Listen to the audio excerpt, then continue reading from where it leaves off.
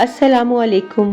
मेरी आज की ये वीडियो एक ऐसी बहन की कहानी है जो अपने मुश्किलात में घिरे हुए भाई के लिए दर्द दिल रखती है। कहानी शुरू होने से पहले मेरे YouTube चैनल उर्दू चलतरंग को सब्सक्राइब करके बेल नोटिफिकेशन को ऑन कर दें ताकि आपको तमाम चैनल अपडेट्स मिलती रहें। प्लीज़ वीडियोस को लाइक भी किया करें, मेरी वीडियोस को ज़्यादा से ज़्यादा शेयर भी करें। चांद की आखिरी तारीखों की एक रात थी। शब के दामन पर स्याह मुहीब तारीखियां सांपों की तरह रेंग रही थीं। तभी राबिया हड़बड़ाकर उठ बैठी। घबराकर चारों तरफ देखा तो कलेजा धक से रह गया। भैया का पलंग अब तक खाली पड़ा था। क्या बात है राबी? अम्मा की आवाज पर वो चौंक पड़ी। अम्मी, भैया अब तक नहीं आए। वो अपनी आवाज की घबराहट न छुपा सकी। हाँ बेटी, 11 वाली गाड़ी तो कब की निकल गई। खैर, काम ज्यादा होगा, बस आ रहा होगा। अम्मी की आवाज भारी सी थी, वो भी फिक्रमंद थी। राबिया ने दोबारा लेटकर निगाहें तारीक आसमान पर गाड़ दी। उसका हसास दिल दुख की गहरी खाइयों में डूबने लगा। उसके दिलो दिमाग शिकायतों से लबरेज हो गए। उसे सारे जमाने से शिकवा था, दुनिया के हर फर्द से था जिसने उसके होनहार भैया से गोया बेगानगी बरती थी, उसकी कदर न की थी। नादान लड़की को क्या मालूम कि जमाने वाले उसके भैया को उसके कल्बो नजर से क्यों देखेंगे।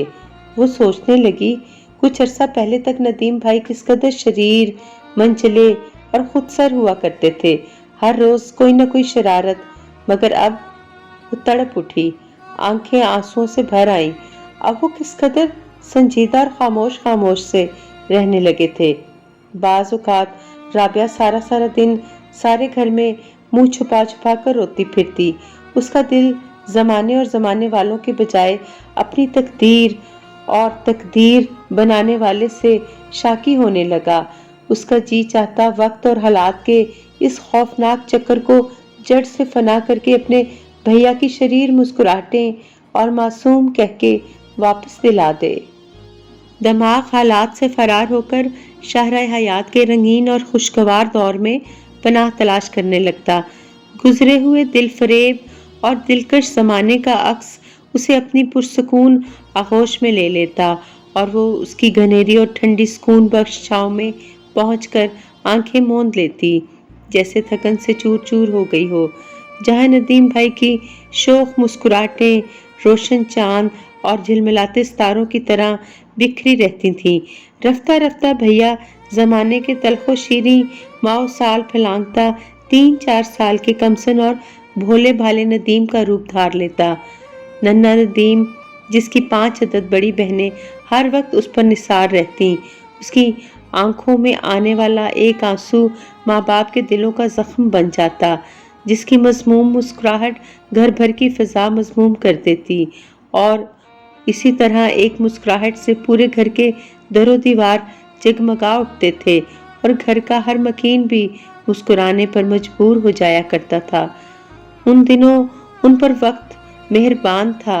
तकदीर सुनहरी चाल चल रही थी, जब कोई उलझन, कोई परेशानी, कोई फिक्र उनकी राहों में हायल न थी।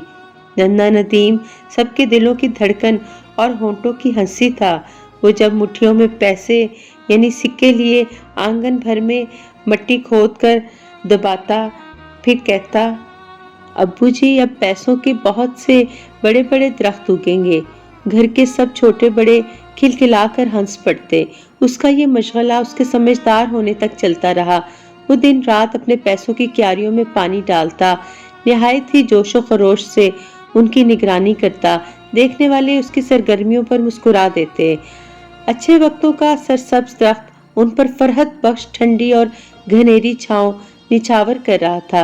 घर में सुख था, चैन था, सुकून था। घर में अपने जाती माल मवेशी पले हुए थे। ऐसा सुनहरी दौर था उसके बचपन का कि साल बा साल बकर ईद के मौका पर उसके अब्बू बड़े दुलार से पूछा करते, नदीम बेटे, किस बकरे की कुर्बानी करें? और वो जिस जानवर पर हाथ रख देता उसी की कुर्बानी दी जाती। वक्त दबे पांव गुजरता गया। उन्हीं दिनों में एक कठिन वक्त भी गुजरा था जो कि बहुत तवील होकर बीता था, जिसको याद करने से ही राबिया के दिल को पंखे से लग जाते और वो बामुश्किल तमाम अपने बेतरा धड़धड़ाते हुए दिल को काबू कर पाती। ये वो जमाना था जब नदीम अचानक बहुत सख्त बीमार हो चुका था। उसका खाना पीना यकलख्त छूट गया। कोई डॉक्टर, कोई हकीम न छोड़ा गया। पांचों बहनें और अम्मा हर लम्हा रो रो कर गिड़गिड़ाती रहती। बारगाहे इज़्ज़ी में उसकी तंदुरुस्ती और सेहतयाबी की दुआएं मांगा करती। अपने पराए सब हरासा और गमगीन थे। अम्मा घबराहट ही घबराहट में हवा हुई जा रही थी। वो खुद नन्ही सी जान आंखें मूंदे सारा दिन खामोश पड़ा रहता। सांस की आमदो रफ्त से आस बंधी रहती। नामालूम किस सख्त नजर ने उन पर हर दम चहकने वाली बुलबुल को खामोश कर दिया था। माहौल उदास उदास था और वक्त निहायत सख्त। लेकिन फिर रहमते खुदाबंदी जोश में आई और माँ की आहों और इल्तिजाओं को गोया शर्फे कबूलियत हासिल हो गई। बहते आंसू थम गए और नदीम ने तवील बीमारी से आंखें खोल ली। बादे समूम की तबाहकारियों ने यकबारगी उनके नशेमन को खैरबाद कहा और अब हर तरफ बहारें रक्स करने लगी। घर की फिजाएं एक दफा फिर जगमगा उठी। घर के जर्रे जर्रे की मजमूम मुस्कुराहटें शोक कहकों में बदल गईं। सब ने इत्मीनान और सुकून का सांस लिया, वरना तो पांचों बहनें बिल्कुल ही मुरझा कर रह गई थीं। वक्त के बहते आबशार में हंसता कूदता नदीम स्कूल जाने लगा। घर का हर फर्द उसे देख देख कर खुश होता। जब भी कोई पूछता क्या बनोगे बड़े होकर, तो वो बड़े फख्र और एतमाद से जवाब देता, डॉक्टर साहब। जब वो कुछ बड़ा हुआ तो उसकी 2 बाजियों की शादी हो गई। दूसरे शहर में होने की वजह से उनका मेके में कम आना होता। नदीम अब बाकायदा पढ़ने लिखने के लायक हो चुका था। बाजियों को बाकायदगी से खत लिखा करता। उसके खत लिखने के अंदाज पर राबिया अब भी हंसी से लौट-पौट हो जाती। अम्मा लिखवाती, लिखो नदीम बहुत शरारती हो गया है, सारा दिन गली में खेलता रहता है। वो बड़े भोलपन और मासूमियत से लिखता चला जाता। नदीम बहुत तंग करता है, मेरा कहना बिल्कुल नहीं मानता। उसके लिए तोहफा मत लेकर आना। उसे अपने भैया की सादगी पर बेइख्तियार प्यार आ जाता। वक्त कुछ और आगे बढ़ा। 2 मजीद बाजियों की शादियां हो गईं। अब नदीम खासा समझदार और बड़ा हो चुका था। बहनों को रुखसत करने में आगे आगे रहा। हर काम और हर एहतमाम में अब्बू जी का साया बना रहा। 4 शादियों के बाद घर में गैर मामूली सुनाटे उतर आए। राबिया, नदीम, अम्मा और अब्बू। तब अचानक ही एक दिन हार्ट अटैक हुआ और अब्बू चल बसे। उन लोगों के रोने से दुख कम न हुआ। दिलकश जमाने का हसीन खाका मादूम होता गया, मिटता गया। खुशहाली और खुशबख्ती के रंग फीके पड़ने लगे। हत्ता के नदीम के जवान होते होते ये पूरा घर कलाश होकर रह गया। मुफलसी और बेकसी का तूती दीवार पर आ बैठा और ये तीनों पैसे पैसे को तरस गए। नदीम की तालीम भी अधूरी रह गई। उनका कारवाने हयात जैसे अंधियारों में घिर गया, जिसमें फंस कर उसका लाडला भैया किसी मुसाफिर की तरह भटकने लगा। वही नदीम जिसे अम्मा बड़े चाव से कहा करती थी, मेरे लाल तू बड़ा होकर सर्जन बनेगा। वही नदीम किसी मामूली सी मुलाजमत के लिए जूते चटखाता फिर रहा था। सच कहा है किसी ने, जिनके लाड घनेरे उनके दुख बथेरे। ऐसा ही हाल कुछ नदीम गरीब का भी था, जो सोने का चम्मच मुंह में लेकर पैदा हुआ था, मगर अब हालात और बदलते वक्त के थपेड़ों में बहता कहीं से कहीं जा पहुंचा था। माँ ने जन्म तो दिया था, मगर उसे अच्छे कर्म देने से कासर रही थी, सिर्फ दुआ ही कर सकती थी। उसकी सख्तियां और तेरा बख्तियां छट जाने की। शौहर का अच्छा वक्त देखे हुए थी। अब मासूम सूरत बेटे के दुख देखे न जा रहे थे, मगर क्या कर सकती थी। बेबस थी, मजबूर थी, अपनी लाचारी पर रो रो कर रह जाती थी। राबिया लेटे लेटे हाल के दिल शिकन और अफसुर्दा माहौल में लौट आई। उसे यूं लग रहा था जैसे कोई दिल फरेब सपना देखकर बेदार हुई हो। बीते दिन एक वाहमा मालूम होते। अब तो तकदीर उनसे रूठ चुकी थी और सुनहरा दौर दम तोड़ चुका था।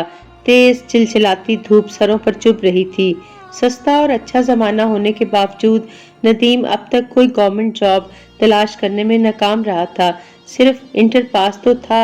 अबू जान की बेवक्त मौत ने उसे तालीम जारी रखने की इस्तेताअत से महरूम कर दिया था और बेशुमार तगोदो के बाद उसे ईंटों के भट्टे पर लिखने पढ़ने का काम मिल सका। 3 अफराद को जिंदा रहने के लिए हर चीज की जरूरत थी। बहुत मजबूर होकर उसने यही मुलाजमत कबूल कर ली। इन तीनों को यही बहुत नेमत लगी। नदीम अब तक नहीं आया था। राबिया सुलगती आंखें बंद करके ख्यालात और तसव्वुरात की राह में बहती जाने कब सो गई। सुबह उसकी आंख खुली तो सबसे पहले उसकी निगाह नदीम के पलंग की तरफ उठ गई। वो अब भी खाली था, मगर अब बिस्तर पर पड़ी सिलवटें कुछ देर पहले तक किसी की मौजूदगी को जाहिर कर रही थी। राबिया की आंखें भीग गईं। उसे नदीम शाहराह हयात के उस थके मांदे मुसाफिर से मुशाबा नजर आया, जो 2 घड़ी आराम के बाद दोबारा तलाशे मंजिल के लिए उठकर चल दिया हो। राबिया ने चारों तरफ नजर दौड़ाई। दरख्त लहरा लहरा कर हवाओं से सरगोशियां कर रहे थे। शहर से बाहर दूर भट्टों से उठने वाला धुआं एक स्याह लकीर की सूरत में आसमान की वुसअतों की जानब महवे परवाज था। उसका बेबस दिल बेख्तियार चाहा वो भी अपने भैया का हाथ थामकर आसमान की बेकरां वुसअतों की तरफ उड़ जाए, वक्त के चक्कर और खुद गर्ज इंसानों की बस्ती से दूर, बहुत दूर, कांटों से दूर, जहां सुख की छांव हो। खार फूलों के इवज दे गई दुनिया हमको, ख्वाब क्या देखा था ताबीर क्या मिली हमको। हमने तो वादिये शबनम की तमन्ना की थी, जिंदगी दे गई तपता हुआ सहरा हमको।